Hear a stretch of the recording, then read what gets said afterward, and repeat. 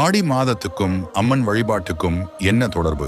அனைத்தையும் அளிக்கும் காமதேனு பசுவை ஜமதக்னி முனிவரிடமிருந்து அபகரிக்க கார்த்தவீரியார்ஜுனரின் மகன்கள் திட்டம் போடுகிறார்கள். ஒரு தருணத்தில் முனிவரை கொன்று காமதேனுவை கவர்ந்து சென்று விடுகிறார்கள். கணவர் இறந்ததும் தானும் அக்னி பிரவேசம் செய்கிறாள் ஜமதக்னியின் மனைவி ரேணுகாதேவி. ஆனால் தெய்வாம்சம் பொருந்திய ரேணுகாதேவியினால் உலகத்துக்கு நன்மை ஏற்பட வேண்டும் என்று நினைத்த இந்திரன் வருண பகவானிடம் மழையை பொழியும்படி உத்தரவிடுகிறார். மழை பெய்து தீயை அணைத்து விடுகிறது. ரேணுகாதேவியின் உடல் முழுவதும் தீக்காயங்கள் மற்றும் கொப்புளங்கள் ஏற்பட்டு விடுகின்றன. தீக்காயத்தின் வெம்மையை தணிக்க வேண்டி வேப்பிலையை சுற்றி கொள்கிறார் ரேணுகாதேவி. தீக்காயங்களுடன் போராடிய ரேணுகாதேவிக்கு கிராமத்து மக்கள் கூழ் காய்ச்சி கொடுக்கிறார்கள். அத்துடன் வெல்லம், இளநீர் ஆகியவற்றையும் கொடுத்து உதவுகிறார்கள். உடல் முழுவதும் கொப்புளங்களுடன் போராடி கொண்டிருந்த ரேணுகாதேவியிடம் சிவபெருமான் பராசக்தியின் அம்சமான நீ மக்களை நோயிலிருந்து காக்க வேண்டும் என்று அருள் புரிகிறார். எனவேதான் அம்மை நோயை குணமாக்கும் வேப்பிலை